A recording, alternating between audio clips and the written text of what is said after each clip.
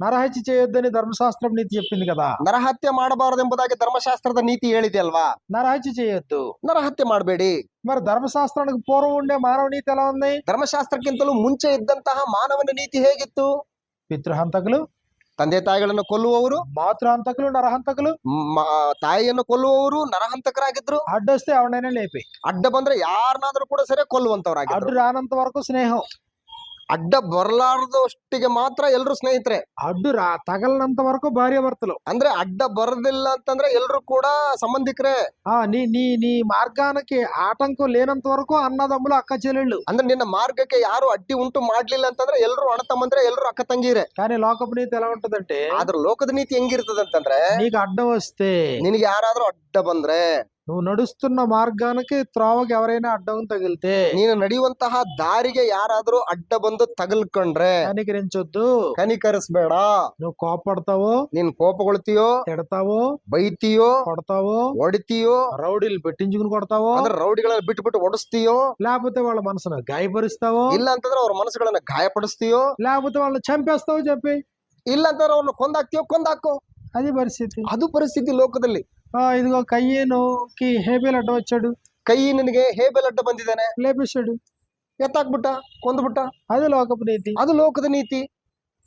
భర్తకు భార్య అడ్డం వస్తే లేపాడు, ಗಂಡನಿಗೆ ಹೆಂಡತಿ ಅಡ್ಡ ಬಂದ್ರೆ ಕೊಂದಾಕ್ಬಿಡೋದು, అది లోకపు నీతి. ಅದು ಲೋಕದ ನೀತಿ. దావీదు అన్నాడు, ದಾವೀದನಿದ್ದಾನೆ, బత్షెబతో వ్యభిచారం చేశాడు, ಬೆತ್ಸೆಬಳೊಟ್ಟಿಗೆ ವ್ಯಭಿಚಾರ ಮಾಡಿದ್ದಾನೆ. ఆయన భర్త ఈయనకు అడ్డంగా ఉన్నాడు, ಆತನ ಗಂಡ ಈತನಿಗೆ ಅಡ್ಡಿಯಾಗಿದ್ದಾನೆ, చంపేసే. ಕೊಂದಾಕು. లోకపు నీతి అది. ಅದು ಲೋಕದ ನೀತಿ. ధర్మశాస్త్రం ఏం చెప్పింది? ಧರ್ಮಶಾಸ್ತ್ರ ಏನ್ ಹೇಳಿದೆ? చంపొద్దు, ಕೊಂದಾಕ್ಬೇಡಿ, ಕೊಲ್ಲಬೇಡಿ. తల్లిని తండ్రిని చంపొద్దు, ತಂದೆ ತಾಯಿಗಳನ್ನ ಕೊಲ್ಲಬೇಡಿ. నరుణ్ణి ఎవరిని హత్య చేయొద్దు. ನರಮನುಷ್ಯನಾದ ಆಗಿರುವಂತ ಯಾವೊಬ್ಬನನ್ನು ಕೂಡ ನೀವು ಸಾಯಿಸಬೇಡಿ. కాబట్టి నువ్వేం చేయాలి? నువ్వు ಆದ್ರಿಂದ ನೀವ್ ಏನ್ ಮಾಡ್ಬೇಕು? గౌరవించు. ನೀನು ಗೌರವಿಸು. గౌరవిస్తే నీకు దీవెనలు. ಅವರನ್ನು ಗೌರವಿಸಿದ್ರೆ ನಿನಗೆ ಆಶೀರ್ವಾದ ಸಿಗುತ್ತೆ. శాస్త్రుల పరిశీలన నీతి ఎలాంటిది? ಶಾಸ್ತ್ರಗಳ ಮತ್ತು ಪರಿಸರ ನೀತಿ ಅಂತದ್ದು. మేము కత్తి పట్టుకుని పొడవం గాని, ನಾವು ಕತ್ತಿ ತಗೊಂಡೇನು ಚುಚ್ಚು ಕೊಂದಾಕಲ್ಲ, ಆದ್ರೆ మాటలతో వాళ్ళని బాధ పెడతాం, ಮಾತುಗಳಿಂದ ಅವರನ್ನು ನಾವು ಹಿಂಸೆ ಮಾಡ್ತೀವಿ. శాస్త్రుల పరిశీలన నీతి. ಶಾಸ್ತ್ರಗಳ ಪರಿಸರ ನೀತಿ ಅದು. ప్రార్థన చేయడానికి ఇద్దరు మనుషులు దేవాలయానికి వెళ్ళారు, ಪ್ರಾರ್ಥನೆ ಮಾಡೋದಕ್ಕೋಸ್ಕರ ಇಬ್ರು ಮನುಷ್ಯರು ದೇವಾಲಯಕ್ಕೆ ಹೋಗಿದ್ದಾರೆ. పరిచయుడు ప్రార్థన చేస్తా పక్కన బాధ పెడుతున్నాడు. ಅಂದ್ರೆ ಪರಿಸರ ಪ್ರಾರ್ಥನೆ ಮಾಡ್ತಾ ಮಾಡ್ತಾ ಪಕ್ಕದಲ್ಲಿ ಇರ್ತಕ್ಕಂಥ ಆತನ ಮಾನಸಿಕವಾಗಿ ಹಿಂಸೆ ಮಾಡ್ತಾ ಇದ್ದಾನೆ. దేవుని రాజ్య పౌరుల నీతి ఎలాంటిది? ದೇವರ ರಾಜ್ಯದ ಪೌರರ ನೀತಿ ಅಂತದ್ದು. నరహత్యకు మూలమైన కోపం కూడా వద్దు. ನರಹತ್ಯೆಗೆ ಕಾರಣವಾಗಿರುವಂತಹ ಯಾವ ಕೋಪವೂ ಕೂಡ ನಿಮ್ಮಲ್ಲಿ ಇರಬಾರದು. అసలు కోపమే వద్దు. ಇಷ್ಟಕ್ಕೂ ಕೋಪ ಅನ್ನುವಂಥದ್ದೇ ನಿಮ್ಮಲ್ಲಿ ಇರಬಾರದು. ಇದು ದೇವರ ರಾಜ್ಯದ ನೀತಿ. కోపపడుడు గాని పాపం చేయొద్దు. ಪಾಪ ಮಾಡುವಂತವನು ಇನ್ನು ಮೇಲೆ ಪಾಪ ಮಾಡಬಾರದು. కోపపడు కానీ పాపం చేయొద్దు. ಆದ್ರೆ ಕೋಪ ಮಾಡು, ಆದ್ರೆ ಪಾಪ ಮಾಡಬೇಡ. సూర్యుడు అస్తమించే వరకు కోపం నిల్చుండకూడదు. ಸೂರ್ಯನು ಮುಳುಗುವಷ್ಟರೊಳಗಡೆ ನಿನ್ನ ಕೋಪವು ಅಳೆದೋಗ್ಬೇಕು. ఏదో కోపంలో ద్రోహి అనొద్దు. ನೀನು ಆ ಕೋಪದಲ್ಲಿ ನಿನಗೆ ಎದುರಿಗಿರ್ತಕ್ಕಂಥವ್ರನ್ನ ದ್ರೋಹಿ ಅಂತ ಅನ್ಬೇಡ,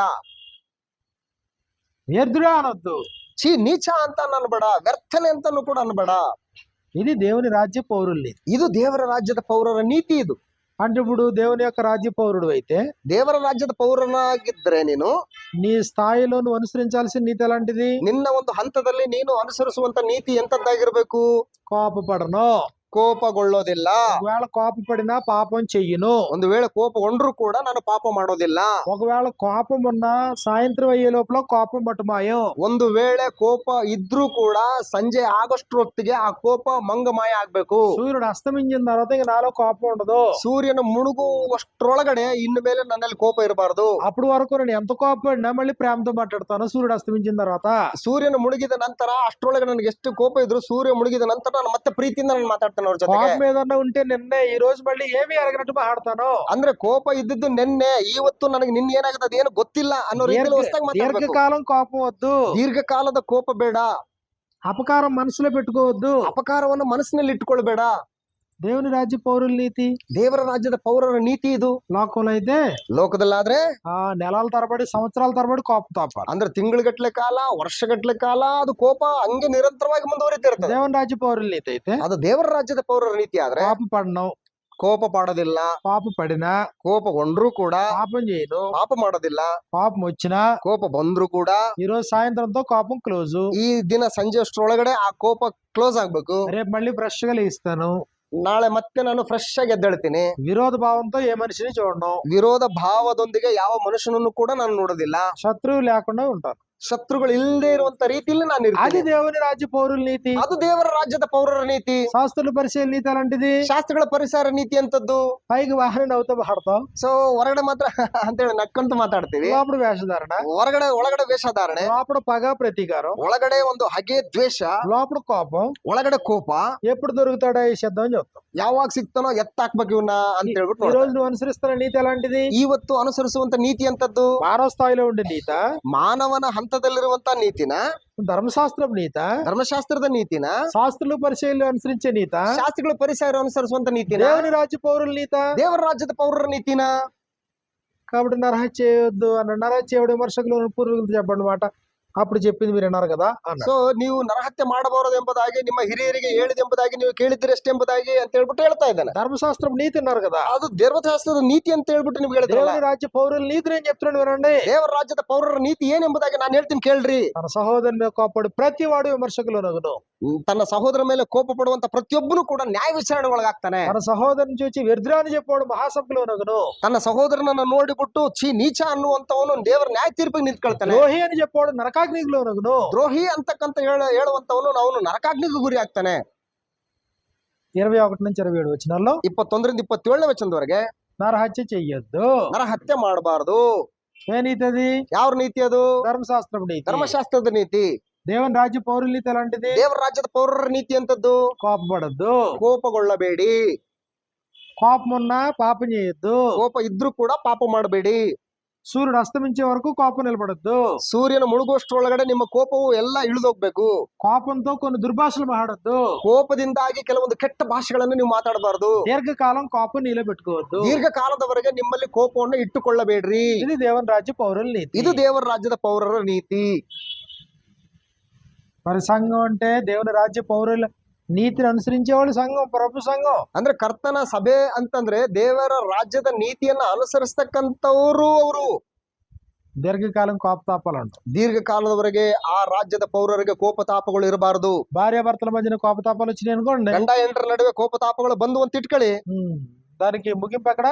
ಅದಕ್ಕೆ ಮುಕ್ತಾಯ ಎಲ್ಲಿ? Evening close. ಅಂದ್ರೆ ಸೂರ್ಯ ಮುಳುಗೋಷ್ಟ್ರೊಳಗಡೆ ಅವು ಮುಗಿದೋಗ್ಬಿಡ್ಬೇಕು, ಕ್ಲೋಸ್ ಆಗ್ಬೇಕು. తండ్రి బిడ్డలకి కోపతాపాలు వచ్చినాయి అనుకోండి, ಅಂದ್ರೆ ತಂದೆ ಮಕ್ಕಳಿಗೆ ಕೋಪತಾಪ ಬಂತು ಅಂತ ಇಟ್ಕೊಳ್ಳಿ. ఎప్పటి వరకు? ಎಲ್ಲಿವರೆಗೂ ಇರ್ಬೇಕವು?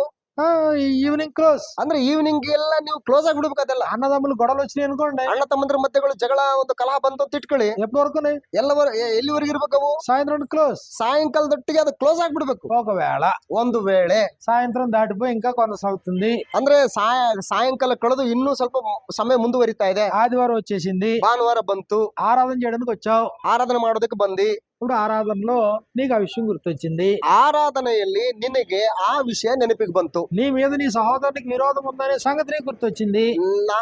ನನ್ನ ಸಹೋದರನಿಗೆ ನನ್ನ ಮೇಲೆ ಏನೋ ದ್ವೇಷ ಇದೆ ಅಥವಾ ನನ್ಗೆ ಆತನ ಮೇಲೆ ಏನೋ ದ್ವೇಷ ಇದೆ ಅನ್ನುವಂಥದ್ದು ನಿನ್ನ ನೆನಪಿಗೆ ಬಂತು. ప్రభు ఏం చెప్తున్నాడు? ಯೇಸು ಕ್ರಿಸ್ತನವರು ಏನ್ ಹೇಳ್ತಾರೆ?